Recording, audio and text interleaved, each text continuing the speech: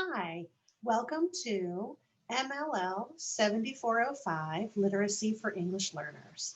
I'm so excited to have you as part of this class. I am Kelly Carvajal Hagman.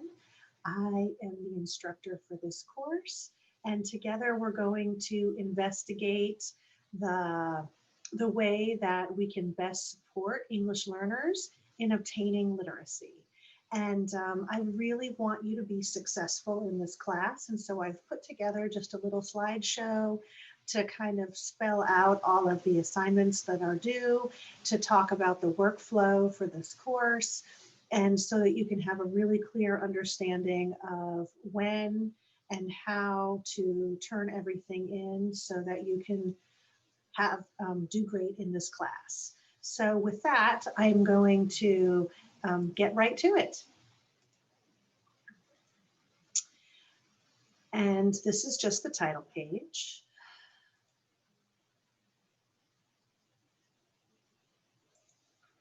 And so the focus for this course is really around the relationship of how literacy skills, and literacy encompasses listening, speaking, reading, and writing, and how that can develop among second language learners. And that's really the focus of this course, is to look at how we as educators can help advance literacy skills among our English learners. We're going to look at the social and cultural language differences, second language acquisition, developmental stages, metacognitive theory, and research-based theories, instructional implications, and even practical classroom applications. That's going to be the main emphasis. I'm really excited that you'll learn some things in this course that you can take and apply across every content area and any position that you are to support English learners. This course really stresses that you have to do some action research and you have to study English learner language literacy development from whatever position you are. And you'll see that there are some steps that you have to take for that. So this is an online course, and we will not be meeting as a group on campus, I'm sure you know, and that's one of the things that makes this course so flexible, is that you can work on most of it on your own time. But we will meet online, and that will be through the discussion boards, and we'll interact with your peers and with me in an online way. I'll be available for any questions you may have along the way via email. And so you need to make sure that your Wilmington University email address is correct and active in Canvas system. You can also message me through the Canvas system.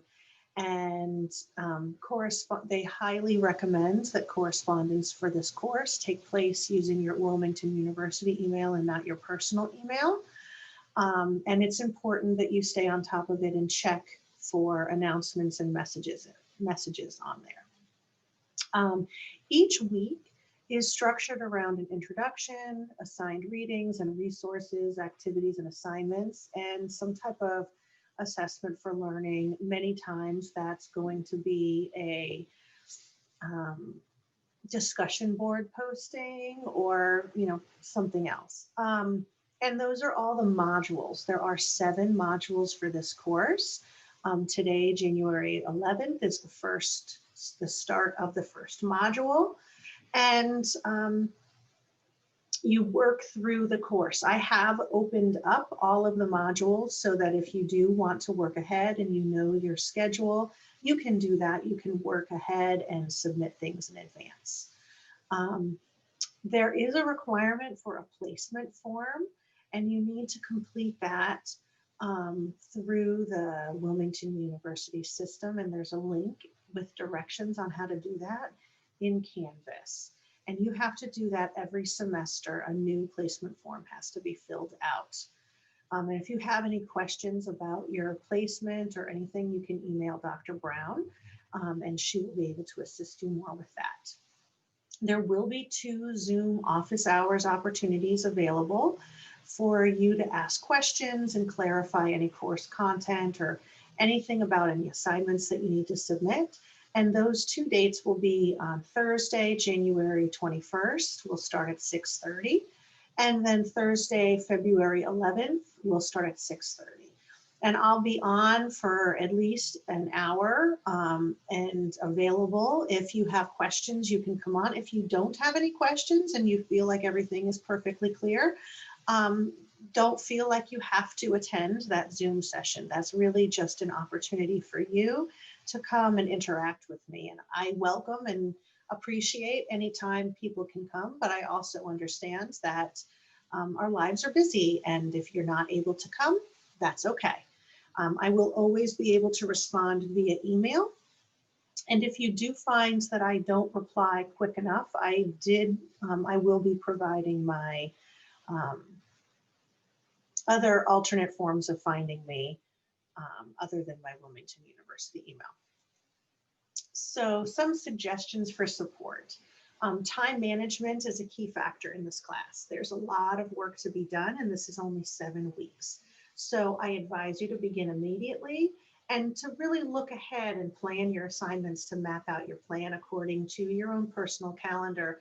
And like I said, you can move forward and move ahead if you have time, so that you can kind of get an idea of what needs to be done when. And I do not recommend getting behind, because 7 weeks will go by very quickly, and things will pile up very quickly. So just pay attention also to the rubrics and the deadlines, especially for the discussion boards. You really want to stay up on those discussion boards. And plan ahead, structure your personal calendar, and monitor your progress towards assignment completion so that you can be successful and this can go smoothly for you. So I just created this little pie chart so that you could see all the different assignment categories and how much they will factor into your final grade for this course. So you can see from this that family involvement and literacy proposal is a good 40% of your grade, followed by the hot topics report. So those 2 assignments together comprise 60% of your grade. And so you can see that there are other areas with the discussion board, oral language, environment reflection, and a literacy skills core content lesson plan. Okay, and so we'll just kind of talk briefly about each assignment so that you can see how they work and how this all works together. Course assignments discussion board. This is 10% of your final grade, and you will participate in discussions relating to literacy for English learners. And every week there will be some thought-provoking questions or topics that you will need to consider based on the reading that is assigned for that week. And you must post to the discussion board, and you also must collaborate and interact with your colleagues on the discussions. And while I may not join in on the discussions and post myself, I do read them, and I know that the contribution that each student is making. So do not post your responses as attachments, post them directly into the discussion board. It's really important that you follow the directions for this, because this is an online course, and the back and forth and that interaction on the discussion board is so important. And I need you all to be professionals and take this seriously. In order to earn full credit for the discussion board, you need to respond to every posted discussion, make your first initial post by Wednesday, and then do at least 1 response post by Friday, or really by Sunday. Sorry, that's a little bit of a typo. And then so, I want you to contribute and provide comments or new information or something value added to offer to the conversation. I believe truly that learning takes place when we interact, and collaborate with one another. And I view this discussion board posting as one of the primary means that we can do this when we're enrolled in an online course. So one of the first assignments that you'll be doing is this SEAB Hot Topics report. And that's really where you are looking at some English learner policy from the lens of a researcher. I want you to do some research about policies that directly impact your English learners in the classroom and instructionally. And these could include EL laws and regulations, language policy, important EL cases, immigration, migration, or any other kinds of policies that affect English learners. So after you look at some scholarly articles and research that's available in professional journals, I want you to then critically analyze and synthesize your findings in a reflection on the issue, so that really demonstrates your professional understandings and weaves in some of your personal experience. The goal is that you are going to use at least 7 scholarly articles as part of the research. This is one of the assignments, as the SEA assignments, needs to be uploaded into the eFolio site for this course. In addition to writing and creating a Word document paper, I also want you to create and prepare a brief presentation using PowerPoint or Google Slides that illustrates a summary of your findings so that you can share with your peers. And you will record a video recording, much like I'm doing right now, where you can present your research to an audience, and this will be uploaded into the Canvas discussion board so that you can share your research with your peers. So another assignment that we have is the optimal oral language development environment reflection, and this is 10% of your grades. And this is really an opportunity for you to personally reflect on classroom environments that provide optimal opportunities for oral language development, effective and efficient. And so I give you a list of a few websites that you can use in addition to the course textbook and maybe some of the other texts from previous courses to kind of gather your information to inform your reflection about what the optimal environment would look like for oral language development for English learners specifically. So the next assignment is an integrated literacy skills core content lesson plan. And this is 20% of your final grade. And in this assignment, you are going to be developing an integrated literacy plan or lesson plan that incorporates all 4 literacy domain areas of listening, speaking, reading, and writing into one core content area lesson plan. You must use the Wilmington University lesson plan template, which I included into the assignment description in Canvas. The lesson plan has to include both content and language objectives.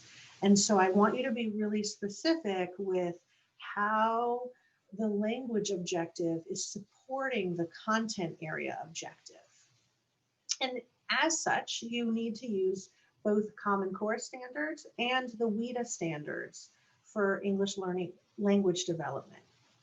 The lesson must integrate technology in some way, and in this era of COVID, I think that you will have no problem with doing anything like that.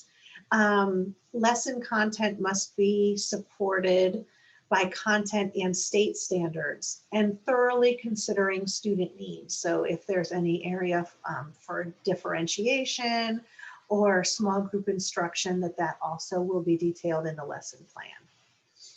And the lesson plan must reflect the strategies and suggestions from this course text and supplemental materials and even previous course texts. So I'm thinking about some of the PSYOP lesson plans and PSYOP strategies that could have come from previous courses that you may have learned about. I provide a exemplar website where you can find many lesson plans so that you can see how the PSYOP strategies can be embedded into content areas. And then at the end of the lesson, right on the same document, I want you to write a reflection about the process that you use to develop this lesson plan and what impact this type of planning can have on student learning. And then the largest assignment in this class is the SEAA, the Family Involvement in Literacy Development Proposal. And this is 40% of your grade.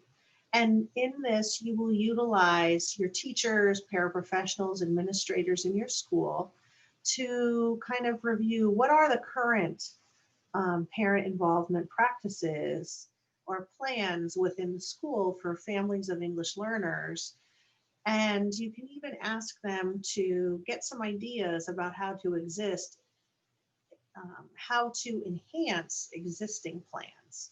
So you might have to interview the teachers or professionals or an administrator to find out, well, what are they currently doing to meet the needs of English learners in terms of parent involvement. And then I want you to think about community resources that can help gain another perspective of the district English learner families and what do they want to see as a plan, as part of a plan for parent involvement in their school. And then once you've gathered and obtained those perspectives of current practice and or a wish list of wants and needs, I'd like you to think about the research and what does the research support in terms of an English learner parent involvement plan, and what does the research say is most important when thinking about parent involvement among English learner families. And I want you to draft a plan based on all of those factors that can serve as a way for the school, the students, and the families to partner together to take action and advocate for English learner students' literacy and learning needs. This plan should use both the information that you've gotten from your initial inquiry among the teachers, the paraprofessionals, and the administrators, and the families themselves, as well as any research-based strategies. Again, this assignment needs to be uploaded into your eFolio site for this course. And as we get closer, you can ask me questions or think about what this assignment looks like. And so here I just kind of laid out what a timeline for this course would look like, beginning with week 1 and progressing through week 7, so that you can see the flow of the course when the major assignments are due, and so that you can kind of plan your calendars on how you're going to be successful in this course and meet all of the deadlines. So I wanted to give you a little bit of information about me.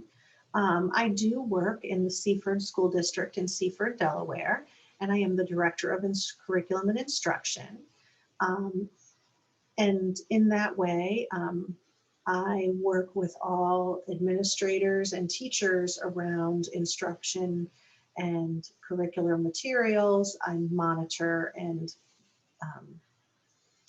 work with federal grants and directly oversee literacy, mathematics, and English learner services.